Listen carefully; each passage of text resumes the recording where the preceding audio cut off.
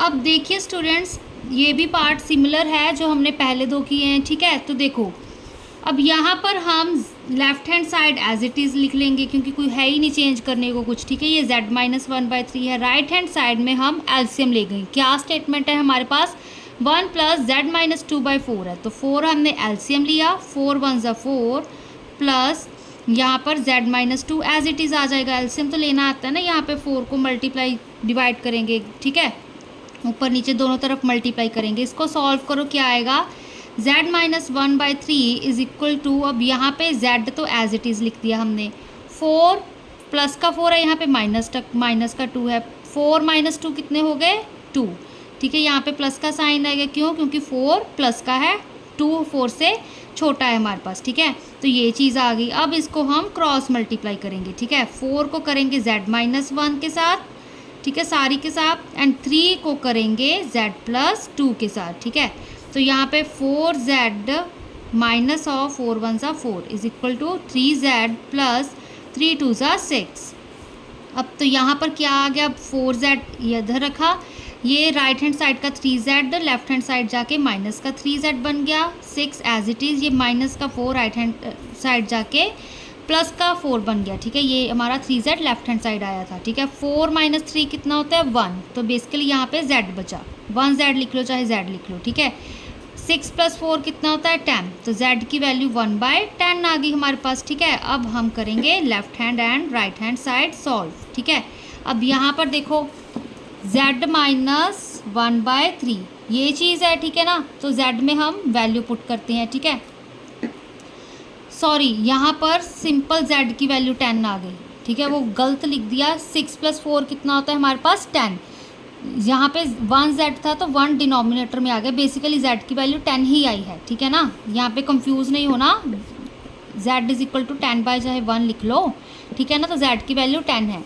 अब देखो यहाँ पर जैसे हमने पिछले सम्स में किया था, मैंने आपको बताया था, अब ये यहाँ पे इसको कैसे लिख सकते हैं? z/3 - 1/3। अब इसको लिखने की ज़रूरत नहीं है, ये ईजिली सॉल्व हो जाएगा क्योंकि यहाँ पर हमारे पास सिर्फ एक ही सिंगल डिजिट में इंटीजर है, ठीक है ना, z10 है यहाँ पे, और यहाँ पे कोई रैशनल नंबर नहीं बन रहा हमारे पास, ठीक है ना। अगर यहाँ पे 3/4 होता, 1/7 होता या 1/10 भी होता ना, फिर हम ऐसे कर लेते, हमको ईजी पड़ता। अब देखो, हम z की वैल्यू क्योंकि यहाँ पर 10 है तो सीधा ही हम पुट कर सकते हैं, ठीक है। 10, z की वैल्यू यहाँ 10 - 1/3, 10 - 1 कितना होता है? 9, यहाँ पे 3 आ गया, 3 × 1 = 3, 3 × 3 = 9, लेफ्ट हैंड साइड हमारे पास 3 आ गई। अब राइट हैंड साइड देखो, राइट हैंड साइड क्या है हमारे पास? 1 + z-2/4, ठीक है। अब ये भी बहुत इजीली हो जाएगा, 1 + z की वैल्यू है 10 माइनस ऑफ 2/4, ये चीज़ आ गई, ठीक है। पहले इसको सॉल्व कर लेते हैं। 1 + 10 - 2 कितना होता है हमारे पास? 8, 8/4, 4 × 1 = 4, 4 × 2 = 8 इज इक्वल टू यहाँ पे 1 + 2 कितना आ गया? 3, लेफ्ट हैंड साइड भी 3 आया, राइट हैंड साइड भी 3 आया, ठीक है। तो left hand side is equal to right hand side, तो हम क्या कह सकते हैं? z = 10 is the solution of given equation, ठीक है। तो ये इसका सॉल्यूशन आ गया हमारे पास, ठीक है ना। तो यही चीज़ है, अगर आपको ये वाले सम थोड़े से डिफिकल्ट लगते हैं ना कि इसमें वैल्यूज़ पुट करनी है, अगर यहाँ पर, ठीक है, सिंपल इंटीजर आ गया हमारे पास, ठीक है, तो उसको हम यहाँ पर हमें z को ओपन करने की ज़रूरत नहीं पड़ेगी, ठीक है। यहाँ पे जैसे z/3 - 1/3 लिखोगे, जैसे हमने ये वाले सम्स में किया था, ठीक है। तो यहाँ पे मैंने आपको बताया था, आप 6/5 कर दो, ठीक है, 6/5x - 2/5, एक ये मेथड बताया था कि सीधे ही x की वैल्यू पुट कर दो, ठीक है। आपको यहाँ पर कंफ्यूजन हो रही थी क्योंकि यहाँ पे हमारे पास p/q की फॉर्म में नंबर था, वैल्यू आई थी, ठीक है। अब यहाँ पर क्या है हमारे पास? सीधी ही वैल्यू आ रही है, ठीक है, सीधा ही वैल्यू आ रही है हमारे पास 10, ठीक है। तो यहाँ पर हमने सिंपली पुट कर दिया और इसका आंसर निकाल दिया। अब देखिए एक और पार्ट हमारे पास, क्या होगा इसका सलूशन? बहुत ही ईजी है, ठीक है। सबसे पहले हम a की वैल्यू निकालेंगे यहाँ पर, है ना।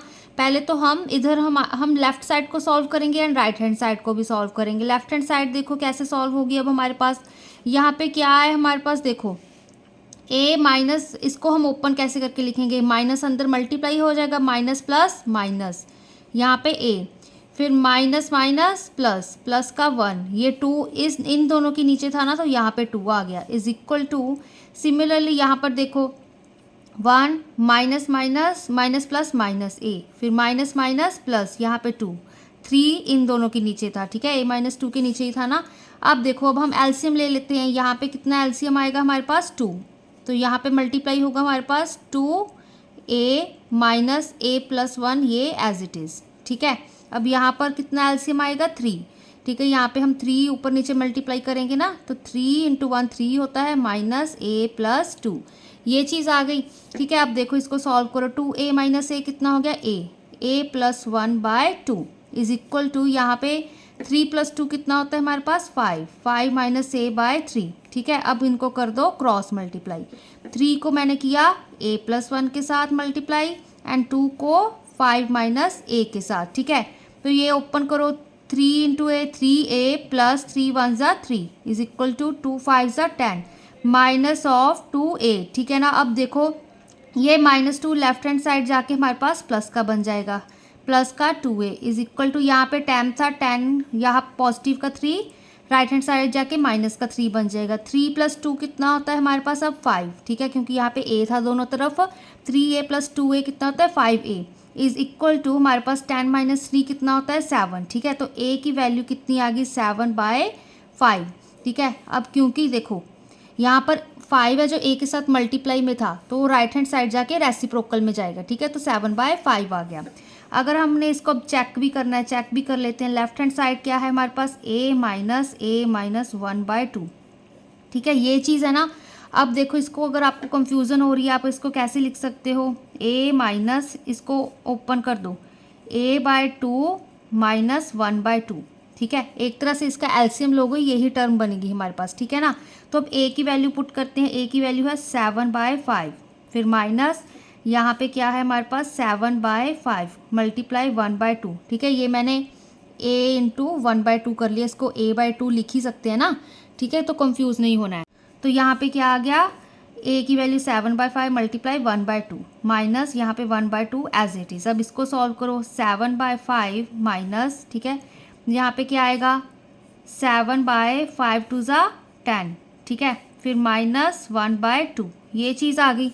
अब चाहे फिर से जैसे ऊपर ओपन किया था इसको कर लेते हैं, देखो 7/5 सबका इकट्ठा एलसीएम ले लेंगे, minus plus minus 7/10 as it is, फिर माइनस माइनस प्लस, ठीक है, यहाँ पे 1/2। अब इस सारे का हम एलसीएम लेंगे, एलसीएम क्या आएगा हमारे पास यहाँ पे 10 आ जाएगा, ठीक है ना। तो देखो अब इसको देखो 5 2 ज़ा 10 होता है हमारे पास, ठीक है, यहाँ पे फिर 2 7 ज़ा 14, 2 मल्टीप्लाई करेंगे यहाँ पे क्योंकि एलसीएम 10 है, यहाँ पे -7 एज इट इज़, ठीक है, 2 5 ज़ा 10 होता है, ठीक है, तो 5 को ऊपर नीचे मल्टीप्लाई करेंगे यहाँ पे 5 आ गया। अब 14 माइनस 7 होता है 7, 7 प्लस 5 कितना हो गया हमारे पास 12/10, ठीक है ना। अब 2 5 ज़ा 10, 2 6 ज़ा 12, लेफ्ट हैंड साइड आ गया हमारे पास 6/5, ठीक है। अब राइट हैंड साइड देखो, हम राइट हैंड साइड को सॉल्व करते हैं, राइट हैंड साइड थी 1 माइनस a माइनस 2/3, ये थी टर्म, ठीक है। अब देखो 1 माइनस, फिर से मैं इसको अलग कर लेती हूँ, ठीक है, देखो a/3 माइनस 2/3, यहाँ पे ब्रैकेट सब पे आ गई, ठीक है।